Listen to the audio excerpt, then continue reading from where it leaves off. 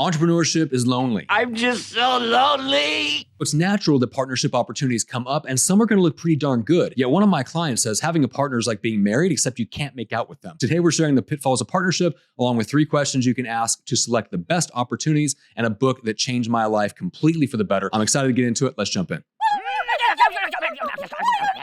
Legendary consultant David Maister once said that it was a pretty common side effect of bringing him in to consult with a law firm that one or more of the partners would leave. Now, that's probably more than they bargained for when they hired him, but why would they leave? Well, it turns out that when he would dig into the strategy, the beliefs, the values, the mission with all the different partners, it would just uncover these huge gaps that couldn't be papered over anymore. The only solution was for one or more of the partners to leave. It turns out partnerships are pretty tough to sustain over the long run. It's just hard for 2 people to put an equal amount of effort, energy, and focus into something over the course of years and years. When I talk to entrepreneurs about partnership opportunities, I hear things like, well, we'd have a lot of fun building something together. There's lots of synergy, similar audiences, similar skill sets, or maybe just the big one, hey, we just want to create content together and we're looking for a way to monetize it. And there's nothing wrong with that. I started my first podcast with a partner and we had no idea how we're going to actually monetize it. And it turned out fine. We make 6 figures a year off that podcast. So sometimes things just work out. Today, all of my clients and friends know me as someone that's ruthlessly focused.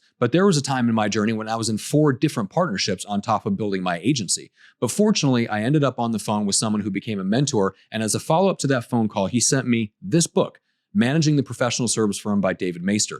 And it changed my perspective because in the back of that book, Maister spends about 50 pages going over the complexities of what it takes to actually manage a real partnership. It's all the nitty-gritty stuff we don't think about until we're in it, like all of this stuff that he talks about in those 50 pages.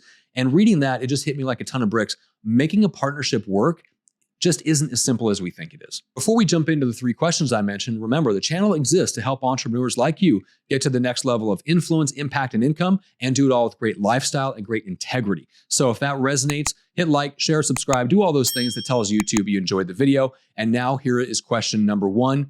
Do you have to give up equity to build this business? A lot of times people are looking for their partner to bring a certain skill set to the table that they don't have. But just because you don't have it doesn't mean you can't hire it, or that you couldn't form a joint venture or a revenue share agreement or even a commission with a preset cap. As long as you get that stuff in writing, that might actually get you everything that you want without having to give up ownership of the core business. Question number 2 is, will you need those skills and resources for the entire life of the business? And odds are, probably not. In the early days, it can really feel like you need that person's skills and resources more than you actually do. Just take Apple for an example. Steve Jobs, Steve Wozniak, starting that business in a garage in the 70s, it probably felt like they needed each other a lot and they'd need each other for a long time. But Apple's resurgence didn't depend on Wozniak. Jobs was able to just hire other tech geniuses because it turns out Steve Jobs was the indispensable one. Before you give up ownership of the business, ask yourself, will you need those skills and resources for the entire life of the business?